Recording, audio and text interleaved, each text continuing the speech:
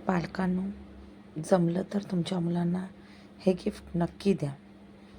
हल्ली ट्रेंड आहे एकुलत्या एक मुलाचा, मुलगी असो वा मुलगा, एकच बस असे म्हणणारे बरेचसे पालक आपल्याला आपल्या आजूबाजूला दिसतात. अशा पालकांना मी नम्र विनंती करते की 4-5 नको, पण किमान 2 तरी मुलं असावी. त्याच्यामागे कारणही तसंच आहे. हल्ली एकुलता एक मूल असल्यामुळे लहानपणी आपल्याला असं वाटतं आपण त्याचे सगळे हट्ट पुरवू शकतो, त्याच्या सगळ्या मागण्या मान्य करू शकतो, त्याला फार सुखात ठेवू शकतो. म्हणून आपल्याला एकच मूल हवं. पण प्रत्यक्षात त्या मुलाला काय हवं याचा आपण कधी विचार करतो का? कारण कोणत्याही व्यक्तीला एकटं राहायला आवडत नाही.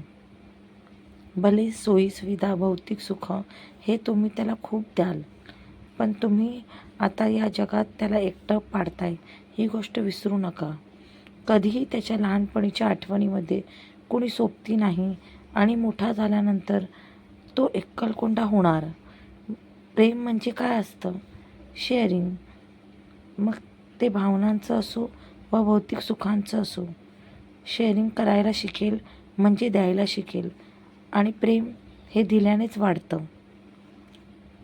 तुम्ही त्याला शिकवताय सगळं तुझ्या एकट्याचंच आहे, सगळं काही तुझ्या एकट्यासाठीच आम्ही करतो आहोत, ही भावना तुम्ही त्याच्यामध्ये आजपासून रुजवत आहात.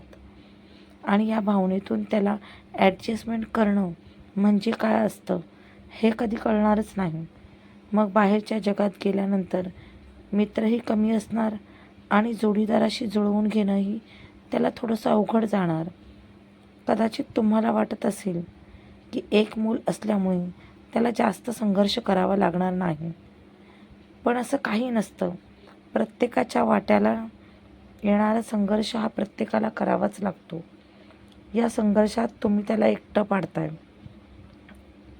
तुम्ही त्याला कितीही भौतिक सुख आणून दिली तरी या जगात मोठं होण्यासाठी, स्वतःच्या पायावर उभं राहण्यासाठी त्याला संघर्ष हा करावाच लागणार आहे.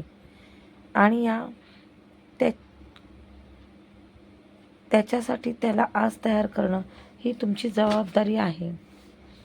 कोणतेच आईवडील शेवटपर्यंत आपल्या मुलासोबत नसतात आणि हे तुम्ही लक्षात ठेवा. त्यामुळे तुमच्यानंतर त्याला या जगात कोणी हक्काचं आणि रक्ताचं असेल तर ते त्याचं भावंड. त्यामुळे प्लीज, मुलगा असो वा मुलगी असो तो फरक पडत नाही, पण किमान 2 मुलं असावी. कारण ते एकमेकांच्या प्रत्येक टप्प्यावरचे साक्षीदार आणि साथीदार असतील. चुलत भावंड, मावस भावंड, आत्ते भावंड, मामे भावंड ही सगळे आहेत, तीही आपलीच आहेत. पण ती रोजच्या आयुष्यामध्ये तुम्हाला सोबत करू शकत नाही. तुमच्या मुलाला रोजच्या जीवनामध्ये सोबती म्हणून जर कोणी हवं असेल तर ते त्याचं स्वतःचं भावंड असणार आहे. त्यामुळे उगाचच संपत्तीची चिंता करून तुम्ही तुमच्या मुलाचं भावना विश्व खूप संकुचित करताय हे लक्षात घ्या. कारण त्याच्या भावविश्वामध्ये खेळण्यासाठी, बागडण्यासाठी, शेअरिंगसाठी कुणी हक्काचं माणूस असावं या भावनेतून जर तुम्ही त्याला वाढवलंत, घडवलंत तर कदाचित संपत्ती त्याच्या वाट्याला कमी येईल, पण भावनिक जडणघडण ही खरंच खूप चांगल्या रीतीने होईल. शिवाय तुमच्या पुढच्या आयुष्यात 2 पर्याय असले पाहिजे. कारण रोजच्या आयुष्यात छोट्या छोट्या गोष्टींमध्ये आपण जर 2 पर्याय शोधतो तर आयुष्याच्या एवढ्या मोठ्या टप्प्यावर एकाच गोष्टीवर कसं अवलंबून राहायचं? प्रत्येक पिढीचे प्रश्न हे वेगळे असतात.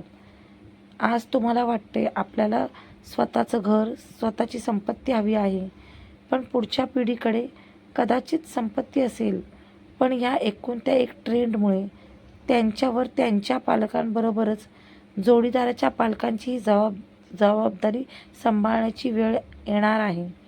म्हणजे एकंदरीत 4 ज्येष्ठ नागरिक सांभाळण्याची जबाबदारी त्यांच्या खांद्यावर येणार आहे. या ट्रेंडमुळे त्यांचा ताण वाढणार आहे आणि हा ताण वाढल्यानंतर तो कमी करण्यासाठी किंवा वाटून घेण्यासाठी आपल्या हक्काचं माणूस म्हणजे आपलं भावंड असतं. पूर्वीचे लोक असे म्हणायचे, एकाला 2 असावे. म्हणजे आजच्या भाषेत सांगायचं तर प्रत्येक गोष्टीला आपण 2 ऑप्शन ठेवतो. तसंच आहे हे. आणि तुमच्यानंतर तुमच्या मुलाला कधीतरी चेंज म्हणून कुठे जावंसं वाटलं तर त्याने कुठे जावं? हा प्रश्नही आहेच. म्हणूनच सांगते, हम दो और हमारे दो.